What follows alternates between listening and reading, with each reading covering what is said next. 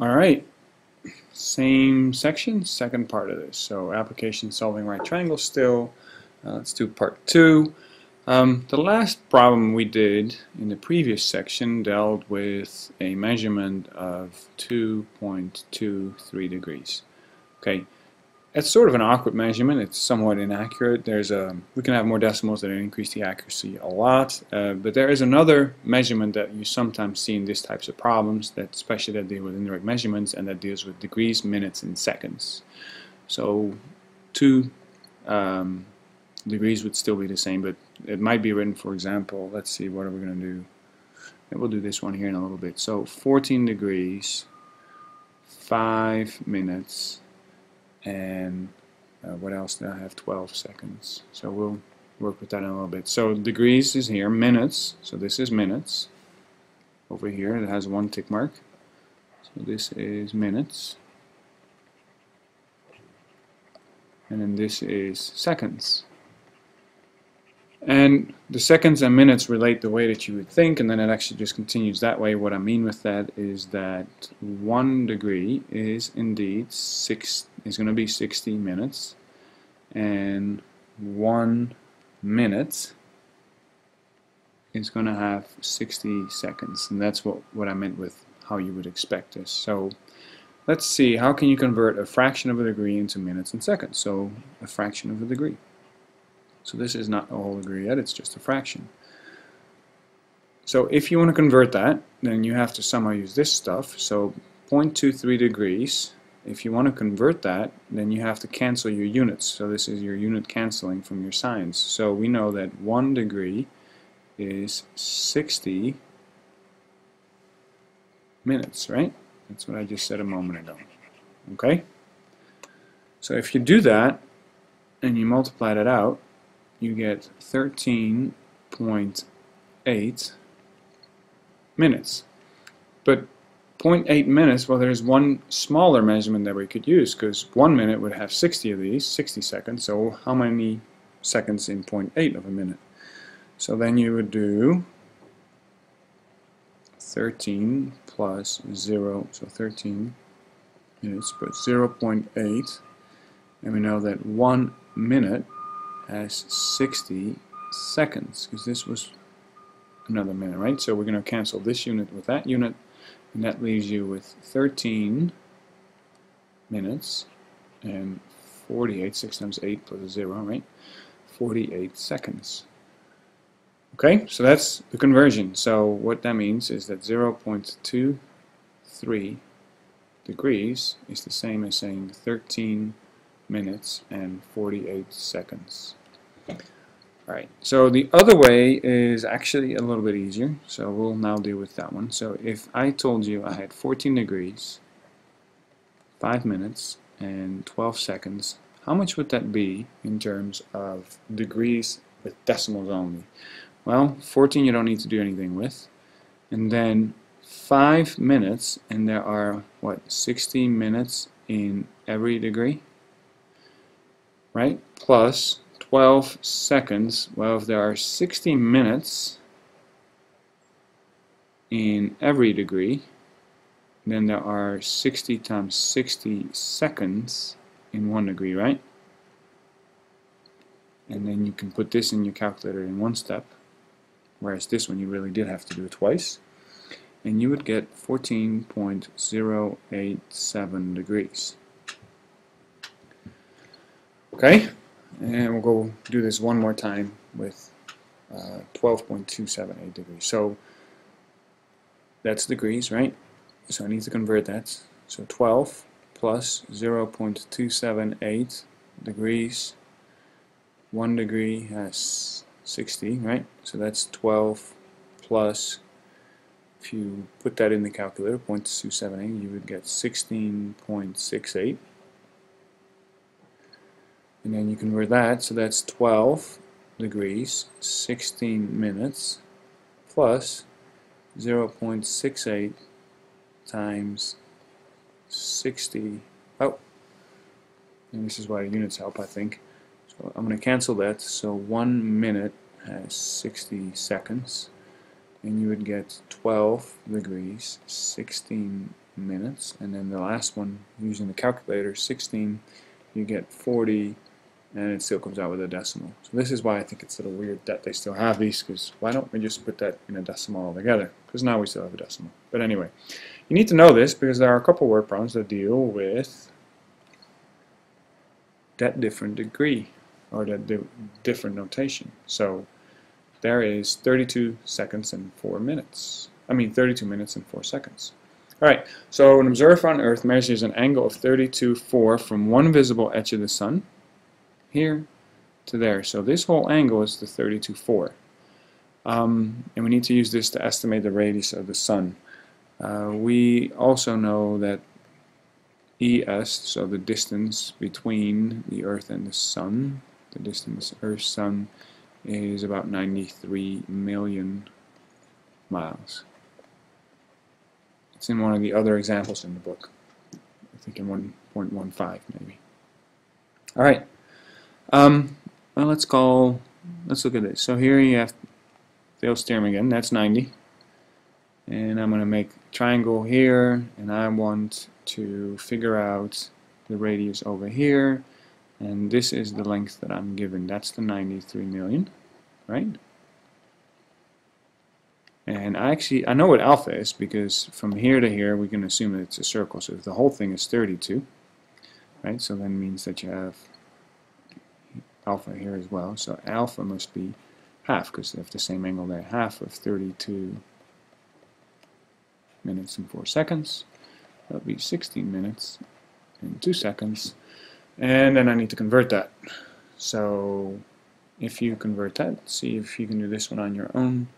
You should get 0.2672 degrees. Okay. So that gives me, let me redraw that triangle a little bit. I have too much stuff going on right now. So that's 90. It's pretty good. So there's the angle, that's alpha, there's the radius, there's your 90 degrees, and then here's 93 million. So what can I write? So from this angle's perspective, that's an opposite over, that's the hypotenuse. Keep in mind that this is the longest side. You got your right angle here, right? So that's opposite over a hypotenuse. And that would be a sine, wouldn't it? So that means that the sine of 0.2672 degrees is equal to the radius divided by 93 million.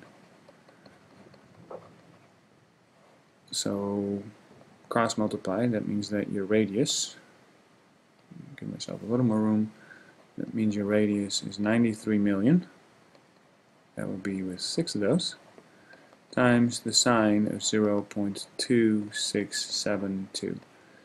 And I get what?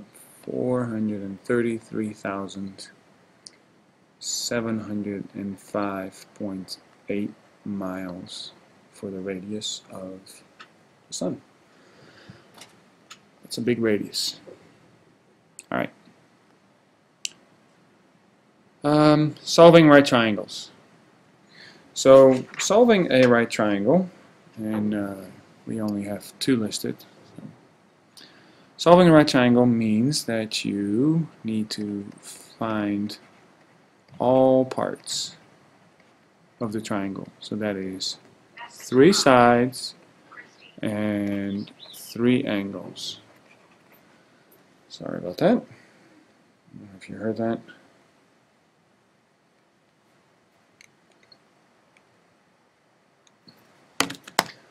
So let's see what we have. We are given a triangle and we're told that C is 10, and the fact that the triangle is given is important because C has to be the 90-degree angle here. Okay, A is 22, and so I need to find A and B and angle B. Well, the easiest one is angle B. Okay, angle B is 180 minus 90 plus 22. So angle B is going to be 68 degrees. So that's 68. This is 90. I guess I should write it, but it's given. Alright, And then what else? Well, here's an angle, and I have this side over here, so opposite over hypotenuse, so that would be a sine. So the sine of 22 degrees is the opposite side divided by the hypotenuse, so A is 10 times the sine of 22 degrees. So that gives you A equal to 3.75. So that's 3.75. And then the cosine of 22 degrees would be B over 10. So you cross multiply, you get B is equal to 10 cosine 22 degrees. And that gives me B 9.27. And that's 9.27. And I think that's it. That's the whole triangle. Okay. Second example, B equals 8 and A equals 40. I'm still going to draw a triangle. So yeah, it looks to be about 40 right there. And again, the fact that they told us that the triangle is given makes this C, right? And I said A was here, so there's 40 degrees. That's B. So 40 plus 50, so B must be 50. That's easy. But there's a different side given here. That's B. And B is 8. So I don't know A and I don't know C. Okay, so let's see, we got B. So if I sort of did the same thing now, so let's say I started out with this because it's not always the same. So the sine of 40 would be opposite over hypotenuse, and I don't know how to solve that, so two unknowns. So let's see what you do know. You have a given here, so I always want to use the angle and the given side. So what can I do to find A that deals with this one? So opposite over adjacent, that is a tangent. So the tangent of 40 degrees is A over 8. So that means that A is 8 times the tangent of 40 degrees. So A will be equal to 6.7. 6.7. And what else do I need? I need C. So adjacent and hypotenuse, and that would be the cosine. So the cosine of 40 degrees is 8 over C. And then here, these two are going to swap. So we know that C is going to be 8 divided by the cosine of 40 degrees. So C would be 10.4. So that's C, that's 10.4. Always check for common sense. That should be the longest side, right? 10.48, 6.7. So that seems to make sense. Biggest angle has the largest side, the next one, the next. So that works. Now this one's not in your notes, but let's say that A is given and B is given. So we still have the same triangle, right? We have 3 and 4 and 5 is given. So let's see. So that's A. B was here, C was here. So A was 3, B was 4. I got lucky. We matched up. And this is C. Well, this is a 3, 4, 5 triangle. Okay, if you don't quite know that one yet, so you would do this one, right? 3 squared plus 4 squared is equal to C squared. So C equals 9. The square root of 9 plus 16, and the square root of 25 is 5. Okay, and then how would you find any of the other ones? Well, now you have sides, so you can find either this angle or this angle based on any of these ratios. Now I would use the two that were given. So if I want to know A, so I'm going to use angle A. And relative to angle A, I'm going to use an opposite. So angle A, I'm going to use an opposite over an adjacent. So that is the tangent, right? So we know that the tangent of A is opposite over adjacent. And if you do that, then you can use, on your calculator, you can use an inverse tangent button. And I'm trying to find this in my notes, and I'll just have to do this. But if you want to know what angle A is then, so angle A, you would do the inverse tangent of 3 over 4. And again, you got to make sure your calculator is in degrees, so that when you do this, it gives you the degree measurements. So let's see, if you do that, the angle should be 36.9. So that's 36.9 degrees. So if that's 36.9, then B would be 180 minus 90 minus 36.9. So B would be 90, let's see, that's 90 minus 36.9. So that's 5, 3, 1. And then that would be the last angle. So angle, angle, and the missing side. So I found the other 3 parts. And that's it. Thank you.